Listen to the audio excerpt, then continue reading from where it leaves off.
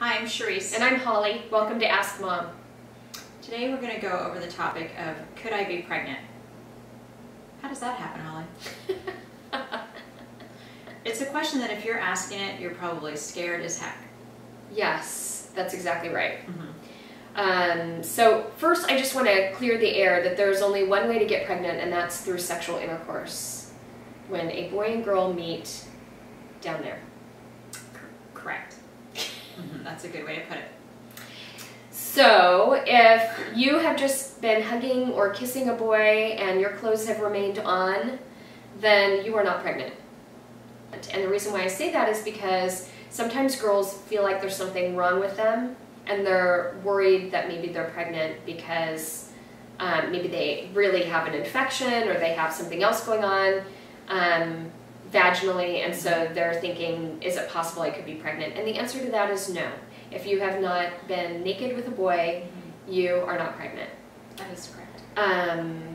So if you have been sexually active and your period is late, and you might feel a little nauseated.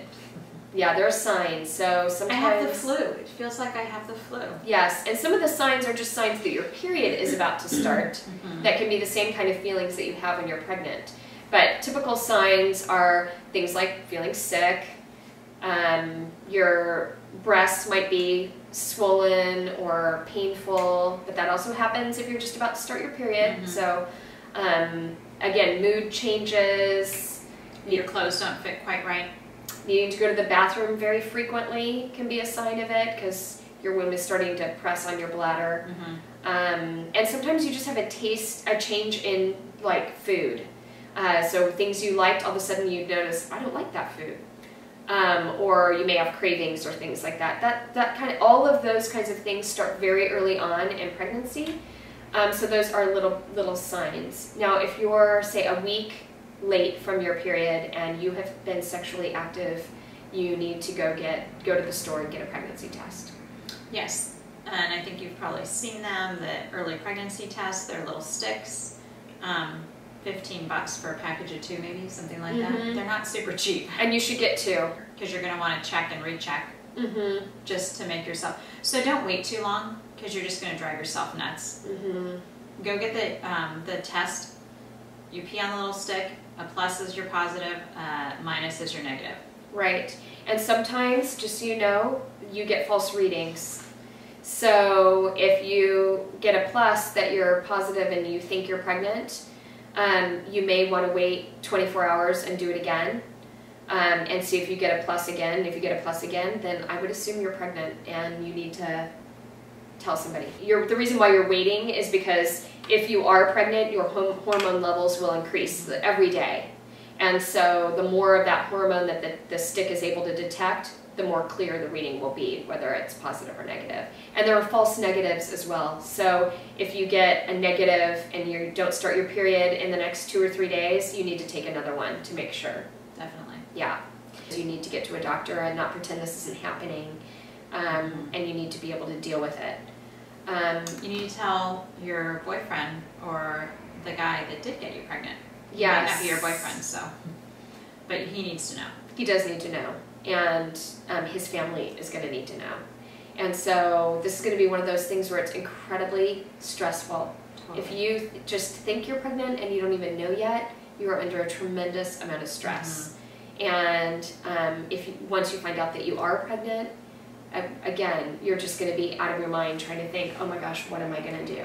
Right. We hope the choices you would make is that you either decide, I'm going to keep the baby because I have a support system that can really help me with that, or, I'm going to find a way to have this baby and I'm going to give it to a family that could really love it. And there's a ton of families out there. Truckload. Yeah, that would love to have a baby. Right. And that they can't, so they would love to adopt. Particularly if you don't have a good support system at home, a family that's going to be willing to help you with that. And you're going to need help because you need to finish school and you need to, do things so that you can make a life for this baby. Right. If you don't think you're going to have that kind of support, then, it's 9 months of your life. Right. That's not forever. It's 9 months. And what a gift you're giving to the other family.